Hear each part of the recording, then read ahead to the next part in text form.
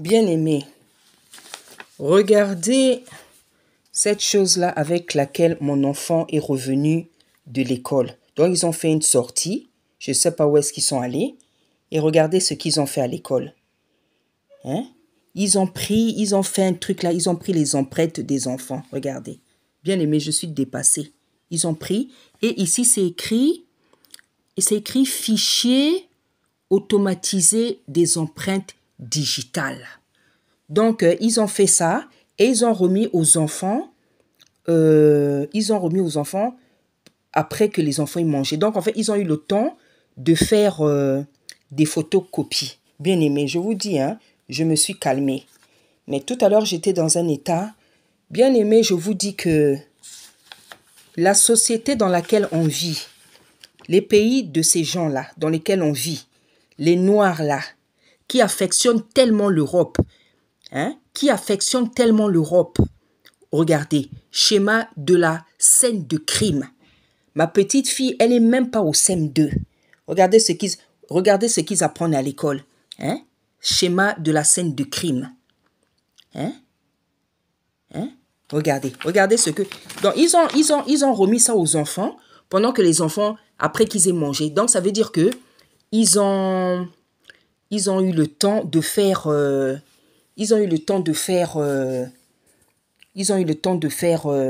des photocopies. Bien aimé. Vous savez, ça me dépasse. Ça me dépasse. Je pense que nous sommes tous des adultes. Nous savons qu'est-ce que ce que représentent les empreintes. Bien aimé, voyez ce qui se passe dans ce pays-là. Ces pays-là dans lesquels vous affectionnez tellement. Dans lesquels vous avez tellement envie de rester. Bien aimé, je ne trouve pas les mots. Ce que vous, bien aimé, ça me dépasse. Ça me dépasse. Je m'adresse aux Noirs, aux Africains là, qui haïssent leur pays, qui haïssent leur continent. Soit disant l'Afrique, il y a quoi là-bas en Afrique? Il y a quoi là-bas? On va aller faire quoi? Il n'y a pas de boulot. Mais qui va arranger ce pays? Qui va arranger ce continent-là si les Africains ne rentrent pas? Tu es là, tu détestes ton pays, tu détestes ton continent. Tu préfères le continent des autres. C'est-à-dire que pour toi, où tu es en France là, où tu es au Portugal, en Espagne, pour toi, c'est comme si c'est le paradis. Mais regardez ce qui se passe. Ceux qui ont l'esprit, les oreilles spirituelles, ils savent qu'est-ce que représentent ces choses-là. Bien aimé, nous sommes dans des sociétés satanistes, des sociétés occultistes. Mais toi, tu es le genre d'enfant de dire « Ah non !» J'en suis sûr que tu ne vois même pas la gravité des choses dont je te parle. Tellement les oreilles, les yeux spirituels, les oreilles sont bouchés. Bien aimé, je vous dis, vous m'excuserez, j'ai horreur des Noirs, des Africains. « Oh non, moi, je vais aller faire quoi dans mon pays? Il n'y a rien là-bas, il n'y a pas de boulet, il n'y a pas de boulot. » Ah, bien aimé, vous ne savez pas comment j'ai horreur des Africains qui raisonnent comme ça là. Vous avez des Africains, ils ont fait 10 ans, 20 ans, 30 ans, 40 ans. Depuis qu'ils sont venus ici, ils ne sont jamais repartis dans leur pays. Ni voir son père, ni voir sa mère. Donc ça fait 10 ans, 15 ans, 30 ans que tu es ici. Depuis que tu es arrivé en France, tu n'es jamais reparti. Parce que tu avais un seul rêve dans ta vie, c'était venir en Europe. Parce que pour toi, l'Europe, c'est comme le paradis. Là où on vous fait souffrir, on vous humilie du matin au soir. Parce que ici, tu as un boulot, parce que tu as une maison, parce que tu as une voiture, parce que tu as sais pas quoi. Ici, c'est-à-dire, c'est triste. Ce genre d'Africain-là, je vous dis, vous êtes malheureux. Vous êtes malheureux. Vous êtes vraiment malheureux. Vous ne comprenez pas les signes des temps et vous ne comprenez pas les choses. Quand on vient dire ce genre de choses, vous prêchez le racisme. Vous prêchez le racisme. Vous pensez que des choses comme ça, c'est normal? Qu'on prenne les empreintes des enfants pendant que les enfants sont en train de manger? Qu'on prenne les empreintes des enfants pendant que les enfants sont en train de manger? Vous trouvez que c'est normal et on vient leur donner ça après? Vous pensez que c'est anodin? Vous pensez que ça n'est... On est dans des sociétés satanistes. On est dans des sociétés occultes ou des sociétés de francs-maçons où dans toutes les infrastructures, vous avez des francs-maçons. Les gens qui volent les étoiles. Ces gens-là, on dit que les Africains, c'est des sorciers. Les Africains font la magie. Les Africains font les fétiches. Mais je pense qu'il y a plus de sorciers que les Africains. Je pense qu'il y a plus de sorciers. Ça, je commence à en être convaincu chaque jour. Ça, je commence à vraiment en être convaincu chaque jour. Je pense qu'il y a plus de sorciers que les Africains. Parce que faire des choses comme ça, à l'école, il n'y a pas idée. Il n'y a pas idée. C'est satanique, c'est occulte. C'est pas normal. Les empreintes, c'est la vie de quelqu'un. Hein? N'est-ce pas aux assassins qu'on prend les empreintes? Comment dans une école, on commence à prendre les empreintes d'un enfant, des enfants, hein? Et on leur donne... Donc j'en suis sûr, ils ont gardé les photocopies. J'en suis sûr. Vous savez, hein, si le Seigneur veut faire exploser tous ces pays-là, je vous dis la vérité. Le Seigneur lui-même, il sait pourquoi. Parce que le Seigneur, lui qui voit tout. Le Seigneur, lui qui voit tout. Le Seigneur, lui qui voit tout. Hein? Mais bien aimé, je ne trouve pas les mots. Je ne trouve pas les mots. Je ne trouve pas les mots. Ça me dépasse. Ça me dépasse. Ça me dépasse. Regardez ce qui se passe. Hein? Et il y a des choses pires. Hein? Dernièrement, le Seigneur me disait, les enfants ici, même ceux qui ont 3 ans, non seulement ils se réveillent tôt pour aller à l'école, mais le Seigneur m'a montré en vision les enfants qui font les sorties là. Donc parfois vous sortez là, vous voyez les enfants là, ils ont 3 ans, ceux qui sont là, ils font les sorties. Donc ils peuvent faire une sortie là. Hein? Donc non seulement ils se réveillent très tôt le matin pour aller à l'école parce que vous avez hein? C'est pas possible. Le Seigneur m'a montré en vision comment les petits enfants qui vont déjà à l'école trop tôt là, on les fait encore sortir au musée, à tel musée, à tel jardin, à tel... Voilà. C'est déjà difficile pour que les enfants de se réveiller tôt le matin. Il y a des mamans qui pensent que c'est normal que les enfants aillent à l'école à 3 ans. Moi, je vais t'apprendre que c'est pas normal. Moi, Tata Nzambe m'avait dit ça depuis longtemps et je n'ai jamais trouvé ça naturel. Je n'ai jamais trouvé ça naturel. Moi, ma dernière fille, elle n'a pas fait la maternelle. Et même les autres qui viennent avant, ils ont fait la maternelle seulement pendant quelques jours. Vous savez, moi, il y a des choses que je sens que Tata Nzambe, qui ne sont pas de qu'il me met instinctivement. Je sens, même sans qu'il me dise, je sens que c'est pas comme ça. Donc moi, ma dernière fille, elle n'a pas fait la maternelle. Les 2 autres qui viennent avant, ils ont fait la maternelle pendant quelques jours. Hein? Est-ce que vous savez que ce n'est pas normal que des enfants aillent à 4 ans, à 3 ans, hein? À 3 ans, à 4 ans, hein? À l'école? Je vous dis, ce n'est pas normal. Ça va te choquer. Moi, je t'apprends que ce n'est pas normal. Moi, je t'apprends. Il y a même une chanson que j'avais apprise quand j'étais à Berlin. Et cette chanson-là, tu pourras la taper. Tu peux taper qui a eu cette idée folle. C'est qui a eu cette idée folle un jour d'inventer l'école. Qui a eu cette idée folle un jour d'inventer l'école. C'est ce sacré Charlemagne. Sacré Donc la chanson, tu peux taper qui a eu cette idée folle un jour d'inventer l'école. Tu vas écouter les paroles.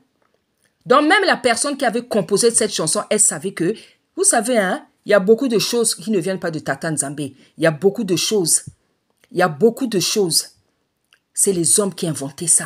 C'est les hommes. Dans la Bible, les enfants, les Abraham, les Isaac, quand ils étaient petits, ils n'allaient pas à l'école. Leur école, c'était Tata Nzambe. C'est le Seigneur qui leur apprenait les choses dans la nature. Joseph, là, le don que Joseph avait. Daniel, le don qu'il avait. Ils ont eu ça. Où ils sont allés dans une école. Hein? C'est pas pour rien que le Seigneur l'appelle l'enseignant. C'est lui notre enseignant. C'est l'esprit, c'est notre enseignant. C'est lui notre enseignant.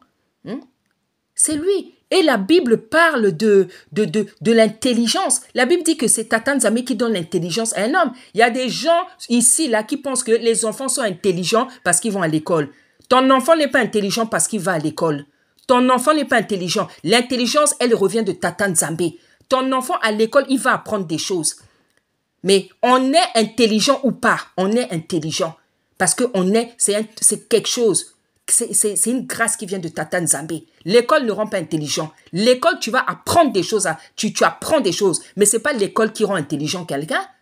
Ce n'est pas l'école qui rend intelligent. C'est pour ça que vous allez voir sur la terre, il y a des gens, ils n'en sont jamais allés à l'école, ils sont intelligents.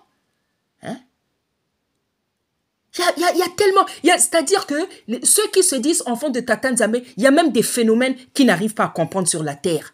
Vous n'arrivez pas à comprendre, vous n'arrivez sous vos yeux. Il y a plein de choses démoniaques, sataniques, occultes qui se passent sur cette terre. Vous trouvez que c'est normal.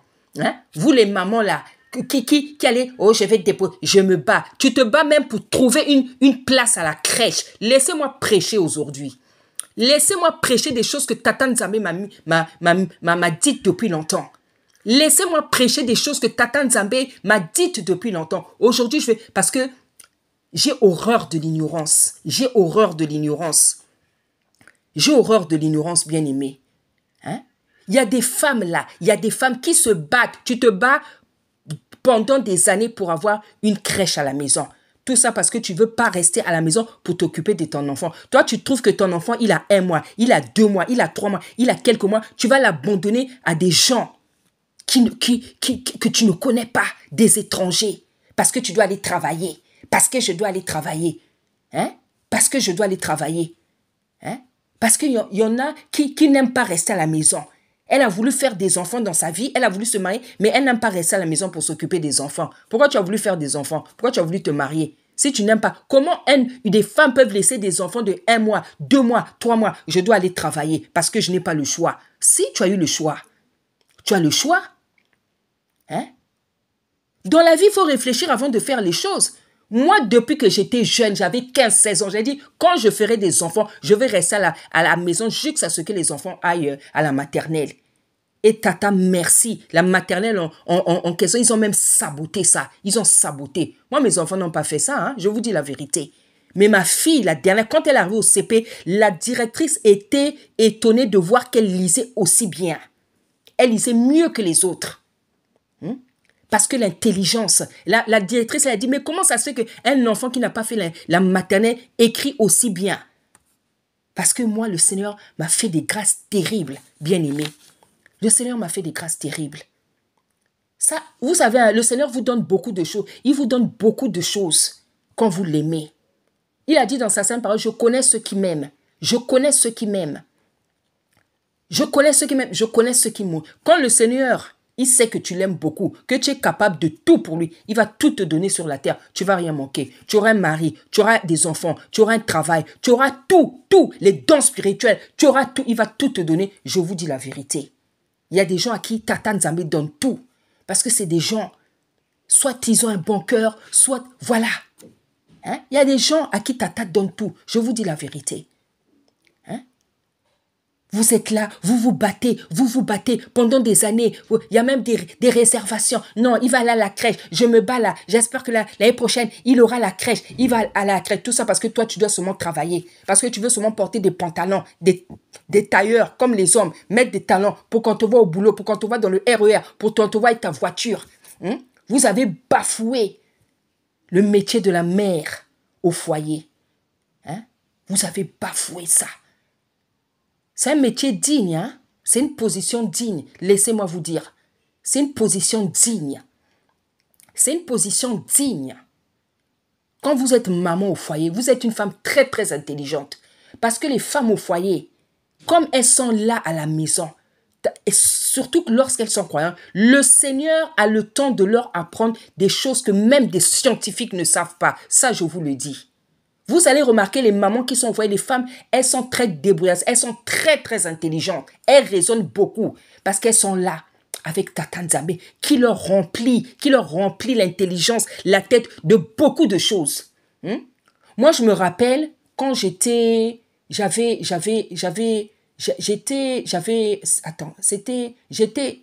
laissé, quand j'avais fait mon bac. Voilà, après j'avais abandonné mes études pendant un moment. Mais une fois, je discutais avec un frère.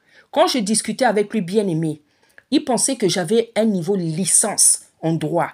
Il dit, oh, mais quand on discute avec toi, on dirait que tu as une licence en droit. Pourtant, je venais de rater mon bac. Je venais de rater mon bac. Mais quand il discutait avec moi, il a dit, ah, mais je pensais que tu avais même. Donc, bien aimé, ce n'est pas l'école qui donne l'intelligence. L'intelligence, on est avec ou pas. L'école vous apprend des choses. À l'école, vous apprenez des choses. Ce n'est pas l'école qui rend intelligent. Regardez. Mais vous savez, les enfants, que ce soit de la maternelle à la terminale, ils apprennent beaucoup de mauvaises choses. Et vous avez des parents qui s'en foutent de ça. Moi, je fais attention. Vous avez les enfants de CM1, on commence à, même au CP là, on commence à leur apprendre la saleté, la saleté, la saleté. À partir de la 5e, la 6e, la 3e, c'est même pas la peine. Les enfants savent déjà comment on fait les bébés. Hein? Les enfants savent déjà comment on fait les bébés. Hein? Est-ce qu'un enfant à 14 ans, 15 ans, il a besoin de savoir comment on fait les bébés? Je me suis rendu compte que c'est dans ces écoles ici-là que c'est eux qui ouvrent l'esprit de la sexualité aux enfants. Je vous dis la vérité. Hein? Moi, j'ai ma petite, elle n'a même pas 15 ans. Elle est choquée par ce qu'elle apprend à l'école. Je lui ai dit, quand c'est comme ça, tu sors du cours. Tu sors du cours. Tu sors du cours. Parce que je ne veux pas que mes enfants apprennent la souillure. S'il y a des mamans africaines qui vous trouvez que c'est normal que vos enfants, vos filles apprennent certaines choses, ça c'est votre problème. C'est parce que vous ne connaissez pas les exigences de Tata Nzambe.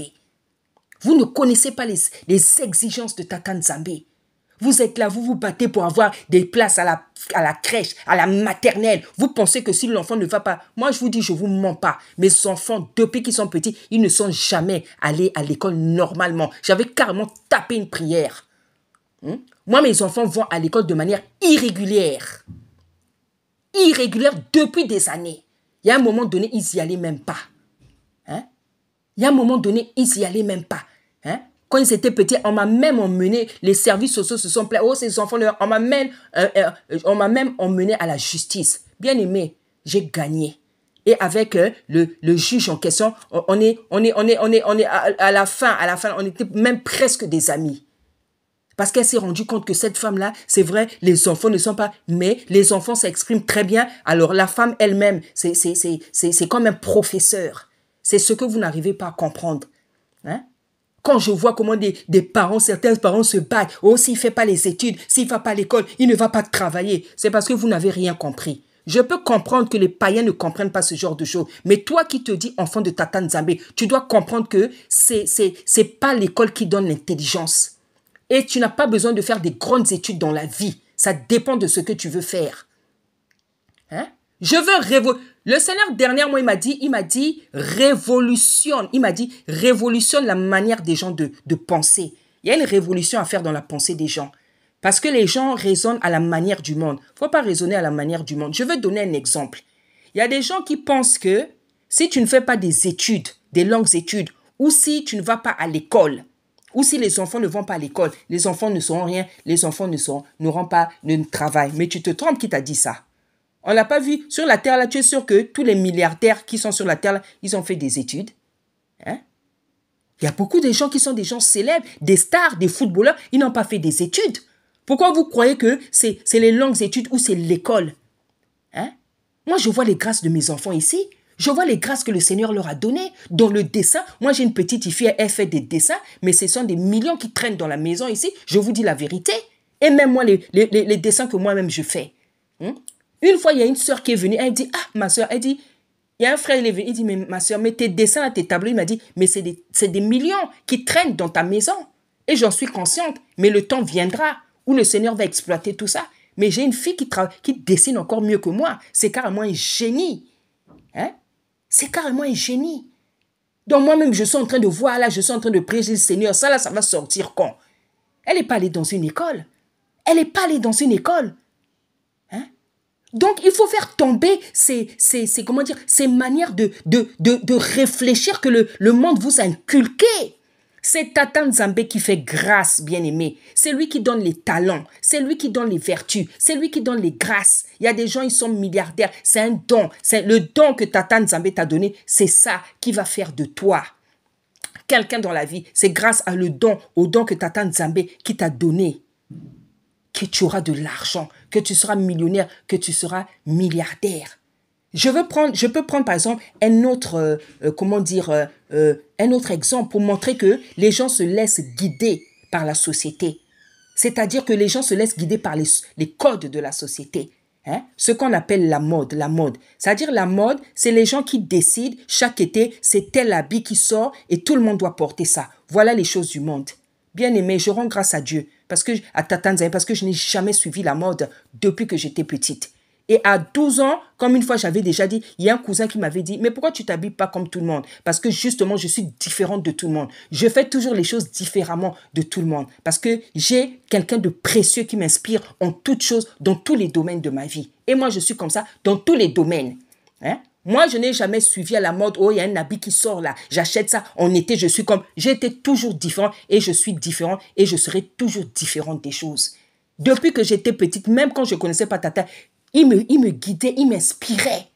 J'étais toujours très différente, moi, depuis que j'étais petite. Toujours des comportements différents. Hein? La mode est la mode. Il y a un habit qui sort là. Tout le monde, toutes les jeunes, toutes les femmes, donc tout le monde, parce que c'est la mode. Donc c'est la société qui dirige votre manière d'être dans la vie. Hein? Il y a une perruque qui va sortir, allez, tout le monde va acheter ça. Il y a un habit qui va sortir, tout le monde va acheter ça.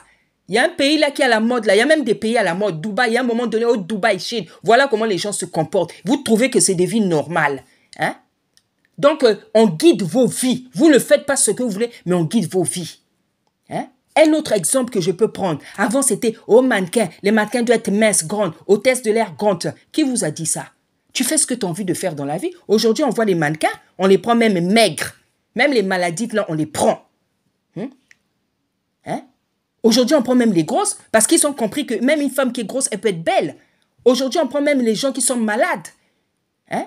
Parce qu'on a compris. Voilà. Donc, la société, c'est ça. Il faut être comme ça. Hôtesse de l'air. Aujourd'hui, on voit depuis des années maintenant, les hôtesses de l'air, elles sont courtes. Avant, ça ne pouvait pas passer. Donc, il y a beaucoup de choses comme ça que vous devez comprendre.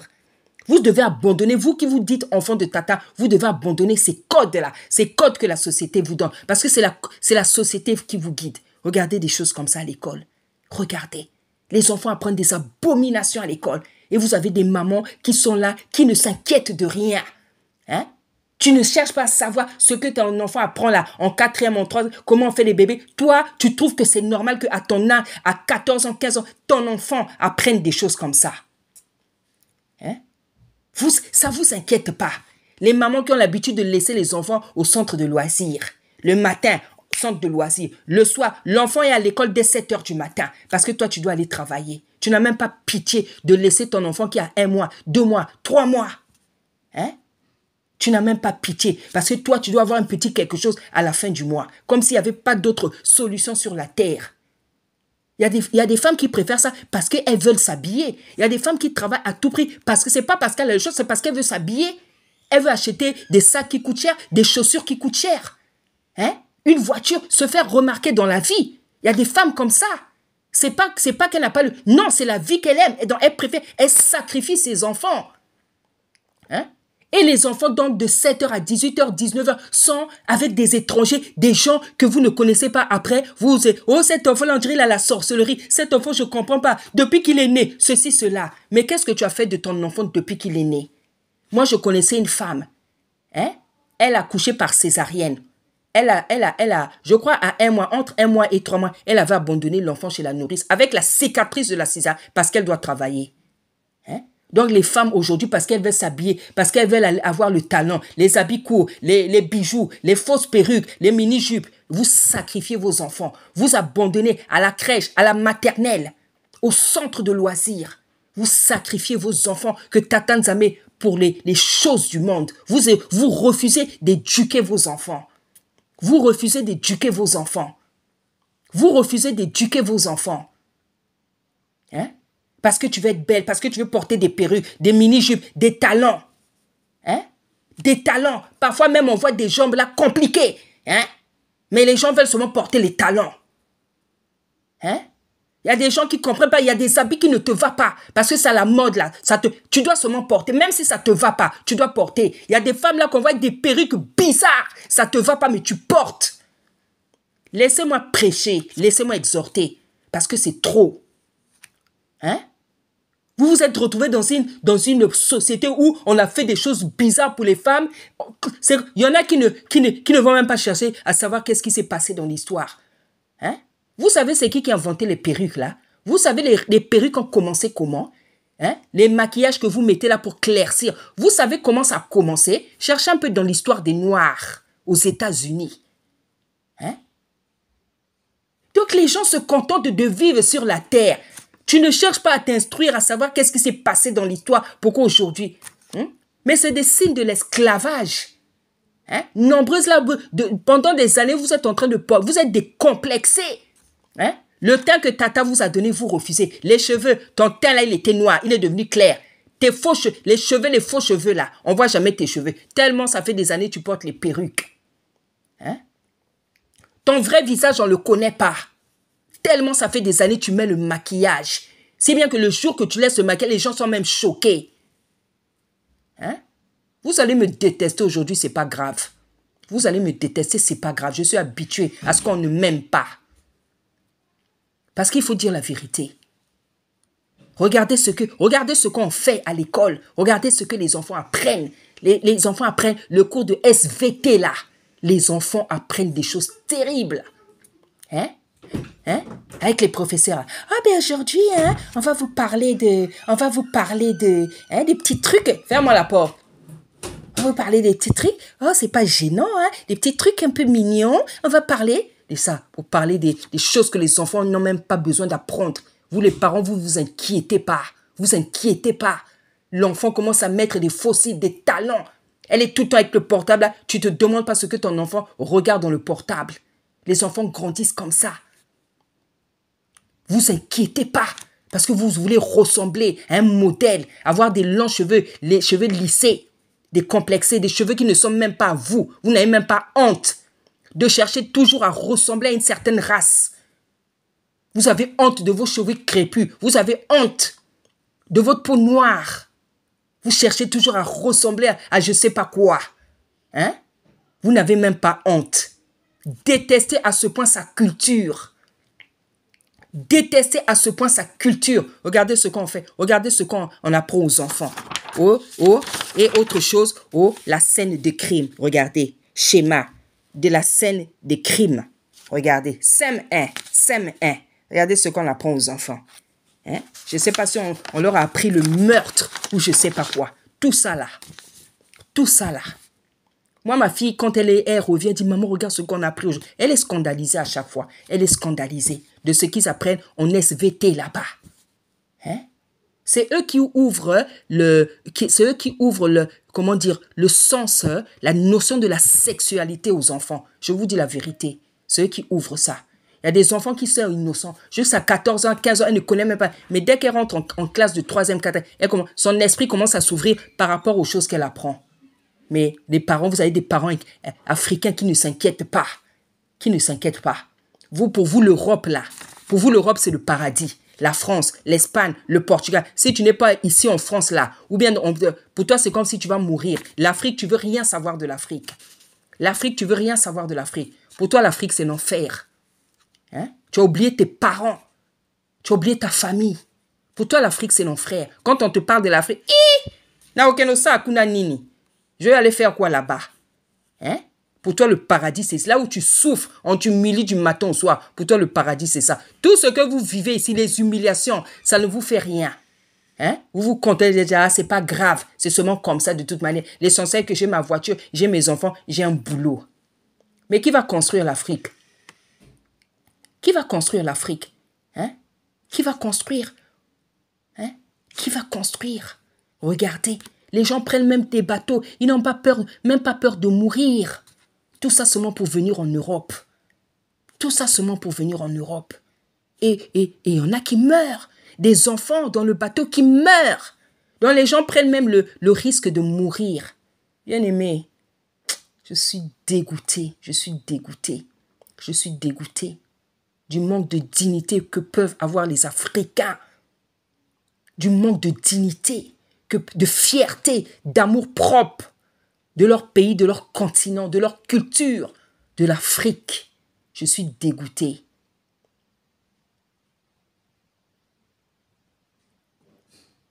Continuez à laisser vos enfants. Continuez à affectionner l'école ici, là, dans ce pays.